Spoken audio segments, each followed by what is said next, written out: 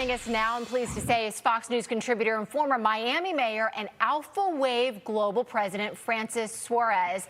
Mayor Suarez, I don't know about you, but when I hear Mayor Mamdani talking about a pied-à-terre tax, which of course is a tax on what is oftentimes someone's second or third home here in New York City, I also hear the sound of property value crashing here in New York City.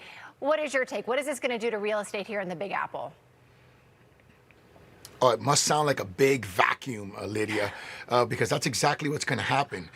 You're going to see, property taxes fleeing from states like New York and any other state that decides that they want to replicate this. Because to your point, this is a second home or third home decision that someone has to make. And for someone who's deciding to buy a second or third home, they're going to buy it in a place where they want to be a certain period of time. They're not going to take up any resources essentially from any of the cities. So it's actually a moneymaker for cities. And you're turning a money-making situation into a situation where you're going to lose a tremendous amount of money, which of course creates the inevitable budget gap, which can only be filled one way, doing what Mamdani loves to do, which is increase taxes. He's never seen a tax he didn't love.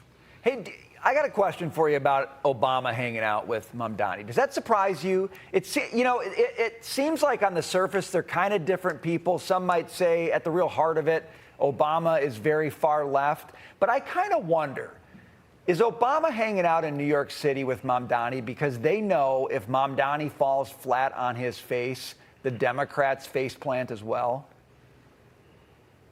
Absolutely. I mean, they have no other option. I mean, they're desperate. When you think about, they have no bench. I mean, who are they going to advance? What is their plan? What is their ideology? What is their philosophy?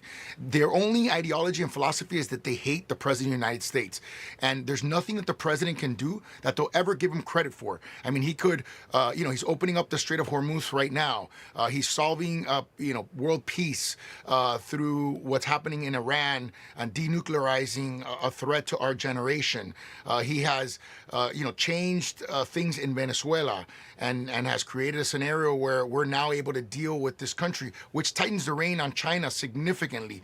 And they're never going to give him any credit. So what are they doing? They're going to a young, charismatic leader who unfortunately, like a lot of socialist leaders who are young and charismatic, will promise the world, but they never deliver. And unfortunately, throughout history, human history, if you ever look at any socialist system, it always promises prosperity and delivers misery instead.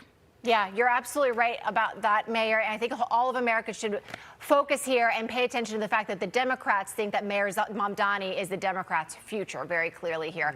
But I do want to move on to this because we have a former Palantir engineer who is now running for Congress. And he's pitching an AI dividend that would provide cash payments to workers whose jobs are then replaced by automation. He's calling it an insurance policy.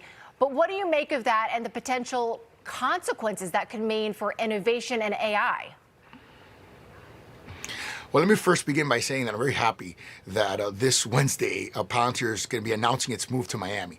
So, like Larry Page and Sergey Brin, like, Mark Zuckerberg and others who have announced their move to Miami over the last 30 days, because they're fleeing taxes, by the way, from California in many cases. So going back to the pied-à-terre tax, right, this has that same effect, and we've already seen it.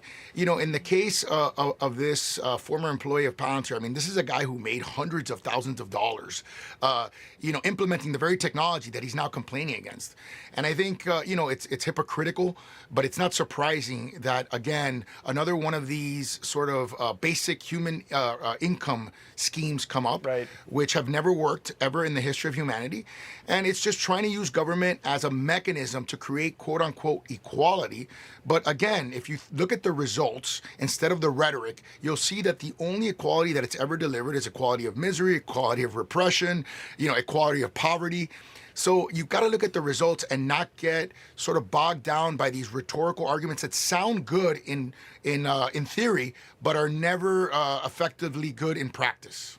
Yeah, because they want to run the dividend through government, which is they're going to end up siphoning off half the money and using it for their own probably job-crushing purposes. So you're right. You got to separate the rhetoric from the reality. When government's in the middle, the reality is it's probably not going to work. Francis Suarez, great to see you 100%. today. Thanks for joining us. Great to see you guys, too.